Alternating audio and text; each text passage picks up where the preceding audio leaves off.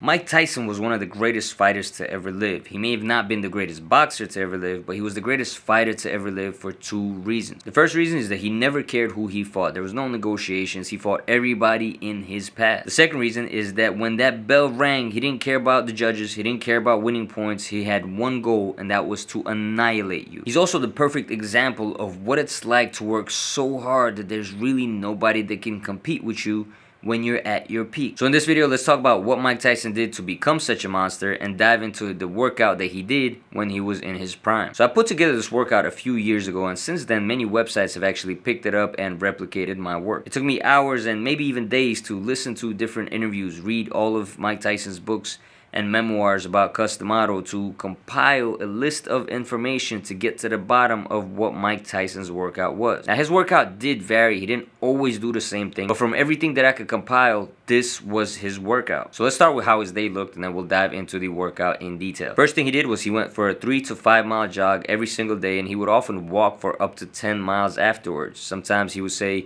he would go to a girl's house and just do some calisthenics. He even mentioned that he would sometimes do up to 2,000 squats after he ran in the morning. Then he would go home and go back to sleep. Once he woke up, he would eat some oatmeal for breakfast and then head to the gym for some sparring. He would spar first, and he would do about 10 to 12 rounds of sparring immediately after warming up. After sparring, he would do some of his strength training, which included calisthenics and some shoulder shrugs. This was push-ups, dips, squats, and sit-ups. Lots and lots of sit-ups. He also did up to 10 minutes of neck work, and he would split these exercises for strength training throughout the day. His cumulative reps were about 2,000 sit-ups, 500 push-ups, 500 shrugs, 500 dips, and up to 30 minutes of neck training. This also included sometimes doing 500 to 2,000 squats daily. One thing people always get shocked to hear is that he never lifted weights in his prime. Mike Tyson did purely body weight in his prime. He was actually interviewed in the lead up to his first Frank Bruno fight, and he mentioned that Frank Bruno has a nice physique, but weightlifting has as much to do with boxing as cheesecake. After sparring and strength training, he would take a lunch break where he would have a typical steak and pasta meal. After lunch, he would do some more sparring and work on the heavy bag, work on the mitts, work on the slip bag, work on the speed bag, and just do drills.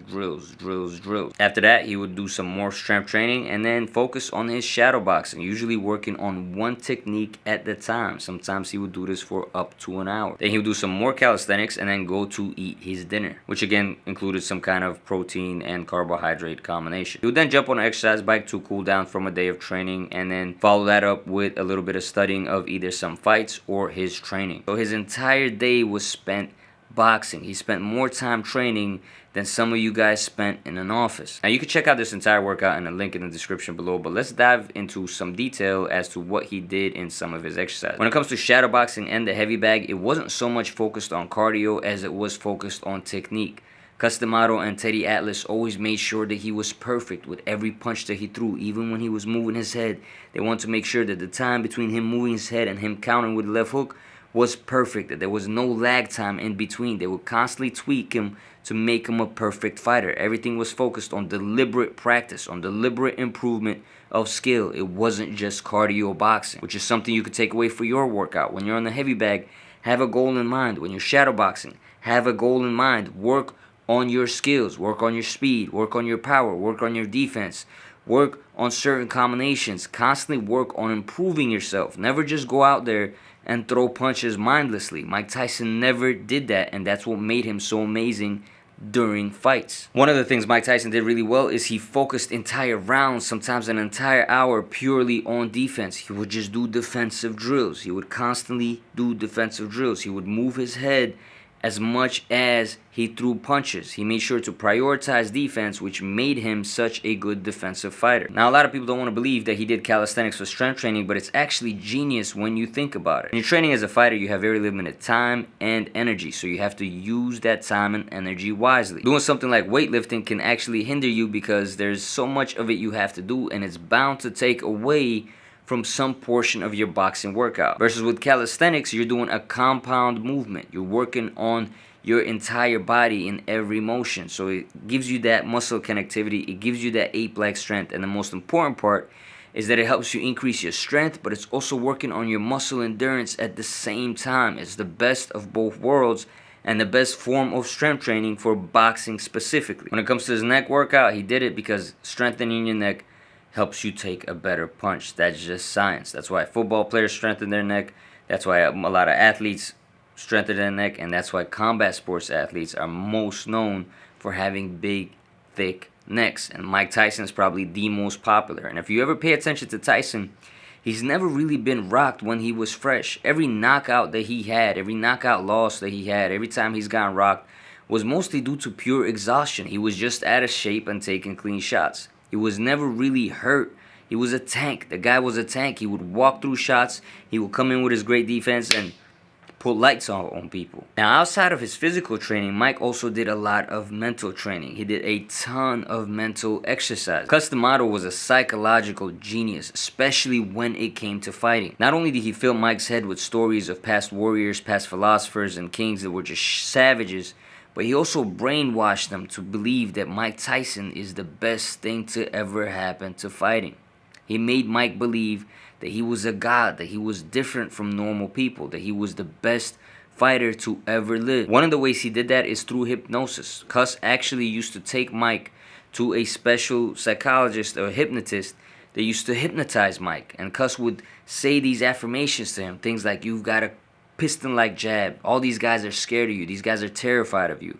You've got the most powerful punches that ever known to humankind. Right? He would constantly brainwash Mike. He would play these mental tricks with him. And even when Mike was getting a little bit out of line, Cus would say things like, you don't belong here. Maybe you should just leave. Maybe you'll be nothing. Maybe you're not cut out for this, right? And this would mess with Mike's head. He was constantly brainwashing Mike to become the animal that he is. He brainwashed Mike to be an unstoppable force. That mental training was a big part of what made Mike Tyson Mike Tyson. He taught Mike how to be a savage. The way you can apply that to yourself is through meditations and through affirmations. Constantly talk good to yourself. Constantly build yourself up in training, right? Talk to yourself. Constantly brainwash yourself into believing you're the greatest fighter that there is, and then back it up with hard work. Confidence is one of the key elements to success in anything you do. Scientists have actually proven that just being confident can improve your performance instantly. Without an improvement in actual skill, without having to practice more, just adding confidence to the equation can make you better. As you can see, this workout is not for the faint of heart. All he did is training. He didn't have a life outside of that. So if you have goals, whether it's to be a fighter, whether it's to have your own business, obsess over it. Dedicate yourself to it and have that discipline. In the words of Mike Tyson, discipline is doing what you hate doing, but doing it like you love it. So love the work, love the grind, and get to it. Hope you guys enjoyed the video. Don't forget to check out our fight store. I dropped the link in the description below. We got a ton of new apparel out, guys. You love it.